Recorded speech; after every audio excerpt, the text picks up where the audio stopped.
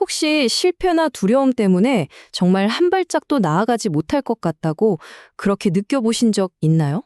오늘 우리가 함께 살펴볼 이야기는 바로 그런 순간에 대한 아주 오래된 이야기입니다. 하지만 놀랍게도 바로 우리 자신의 이야기일 수 있거든요.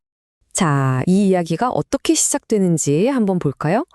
보통 영웅의 이야기는 뭔가 화려한 승리로 시작하잖아요. 그런데 요한복음에 나오는 이 이야기는 정반대입니다. 승리가 아니라 사람들이 잔뜩 겁에 질려서 잠긴 문 뒤에 숨어 있는 바로 그런 장면으로 시작되죠. 자, 그럼 도대체 그 방 안에서는 무슨 일이 벌어지고 있었을까요? 그 분위기를 먼저 한번 느껴보는 게 아주 중요합니다. 성경 원문을 보면요. 이 문이 그냥 닫혀있는 수준이 아니에요. 헬라어로 케클레이스메논이라고 하는데요. 이게 무슨 뜻이냐면 완전히 단단히 빗장까지 여러 번 걸어 잠근 상태라는 거예요. 그러니까 이건 그냥 문을 닫은 게 아니라 아예 바깥 세상과 단절하려는 말 그대로 두려움으로 지은 요새 같은 거였죠. 그러니까 이 문을 잠근 건 결국 세 가지 감정 때문이었어요. 첫째, 예수를 죽인 사람들이 이제 우리를 죽이러 올 거야 하는 극심한 두려움. 둘째, 결정적인 순간에 나는 도망쳤어. 나는 실패자야 하는 뼈아픈 수치심. 그리고 마지막으로 이제 모든 게 끝났어 하는 깊은 절망이었죠. 사실 바깥의 자물쇠는 아무것도 아니었던 겁니다. 진짜 문제는 바로 이 두려움, 수치심, 절망이라는 세 개의 보이지 않는 자물쇠가 그들의 마음을 꽁꽁 잠그고 있었다는 거죠. 어떠세요? 이게 그냥 옛날 이야기 같으신가요? 사실 우리도 다 각자의 잠긴 방을 가지고 있잖아요. 이 프로젝트 실패하면 어떡하지? 하는 미래에 대한 두려움. 아, 그때 왜 그랬을까? 하는 과거의 실수에 대한 수치심. 아니면 이제 와서 뭘 새로 시작하겠어? 하는 그런 절망감 같은 거요. 자, 이렇게 절망으로 꽁꽁 잠긴 방 안. 이제 이야기는 정말 예상치 못한 방향으로 흘러갑니다. 정말 불가능해 보이는 일이 벌어지거든요. 보통은 문을 두드리거나 문 좀 열어달라고 하잖아요? 그런데 예수님은 그러지 않으셨어요. 성경은 그냥 이렇게 말합니다. 예수께서 와서 그들 가운데 서셨다. 빗장으로 잠긴 문도 두꺼운 벽도 그들을 짓누르던 두려움도 그 무엇도 그분의 등장을 막지 못했던 거죠. 이 장면이 정말 중요한 걸 보여주는데요. 그분이 나타나신 곳이 어디죠? 바로 그들, 두려움의 한가운데라는 거예요.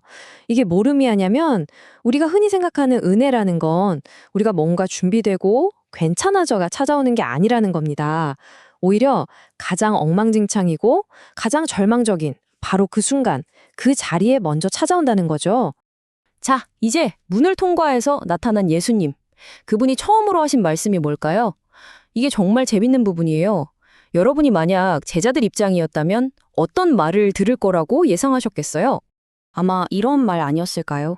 아니, 너희들 어떻게 나를 버리고 도망갈 수가 있어? 내가 얼마나 실망했는지 알아? 이런 꾸지람을 예상했을 거예요. 그런데 실제 그들이 들은 말은 뭐였죠? 너희에게 평강이 있을지어다. 와, 이건 정말 비난이 아니라 평화, 꾸짖음이 아니라 회복을 선언하시는 거잖아요.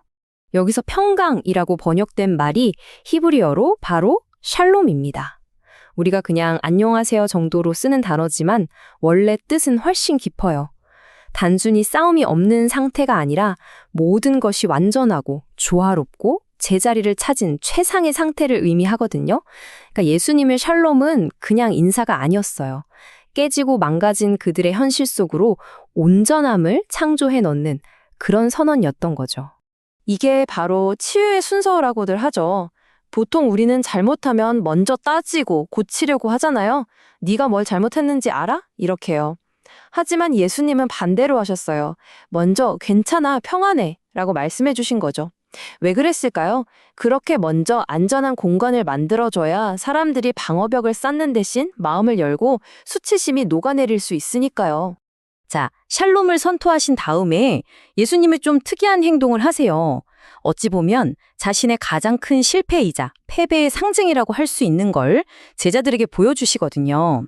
바로 십자가에서 못 박히신 손과 창에 찔린 옆구리의 상처를 보여주시는 거예요. 여기서 궁금한 점이 생기죠?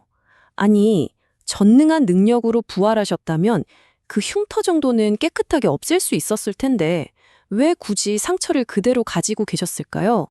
바로 이겁니다. 그 상처는 없어져야 할 결점이 아니었던 거예요. 오히려 새로운 목적을 갖게 된 거죠. 그 흉터야말로 그분이 진짜 예수님이라는 가장 확실한 증거였고, 잠시 후에 보겠지만 다른 사람의 의심을 치유하는 결정적인 도구가 되거든요. 이건 우리에게도 똑같이 적용돼요. 우리가 가진 실패의 상처, 마음의 흉터들, 그걸 부끄러워하고 숨기려고만 하잖아요. 그런데 이 이야기는 다르게 말합니다. 그 흉터가 바로 당신이 누구인지 말해주는 이야기의 증거이고 당신에게 주어진 사명의 자격이 될 수 있다는 거죠. 왜냐하면 내 상처를 통해서만 다른 사람의 상처를 진심으로 이해하고 연결될 수 있으니까요. 그리고 나서 정말 놀라운 장면이 펼쳐집니다. 예수님이 제자들을 향해 숨을 내쉬면서 말씀하세요. 성령을 받으라. 나도 너희를 보낸다. 이건 마치 창세기에 하나님이 흙으로 빚은 아담에게 생명의 숨을 불어넣으시는 장면을 떠올리게 하죠. 실패와 절망으로 죽어있던 제자들에게 새로운 생명, 새로운 목적을 불어넣어주시는 재창조의 순간인 거예요. 실패가 끝이 아니라 완전히 새로운 사명의 시작점이 되는 겁니다. 자, 그럼 이 오래된 이야기가 오늘날 각자의 방에 갇혀있는 우리에게는 어떤 의미가 있을까요? 그냥 좋은 이야기로 끝나는 게 아니라 실제로 우리 삶의 문을 여는 구체적인 방법들을 한번 살펴보겠습니다. 첫째, 두려울 때 그 두려움을 입 밖으로 내뱉어 보는 거예요. 아, 지금 예수님이 이 방에 나와 함께 계시지? 이렇게 말하는 것만으로도 두려움의 힘이 약해진대요. 둘째, 실패했을 때 자책부터 하지 말고 순서를 바꿔보는 겁니다. 괜찮아 라는 샬롬을 먼저 자신에게 말해주는 거죠. 셋째, 내 인생 최악의 실패를 보면서 질문을 바꿔보는 거예요. 이 경험으로 내가 누굴 도울 수 있을까? 하고요. 넷째, 아침에 일어나서 이렇게 선언하는 겁니다. 나는 실패자가 아니야. 나는 목적을 가지고 세상에 보냄받은 사람이야. 마지막으로 다섯째, 불안이 밀려올 때 그냥 깊게 숨을 한번 쉬어보세요. 제자들에게 불어넣어 주셨던 그 새로운 생명의 숨을 기억하면서요. 거창한 게 아니죠? 정말 작지만 우리를 묶고 있는 문을 여는 강력한 열쇠가 될 수 있습니다. 여기서 기억해야 할 가장 중요한 점은 치유 자체가 최종 목표가 아니라는 겁니다. 제자들은 치유받고 그냥 그 방에서 행복하게 살라고 부름받은 게 아니었어요. 치유는 밖으로 나가기 위한 출발점이었습니다.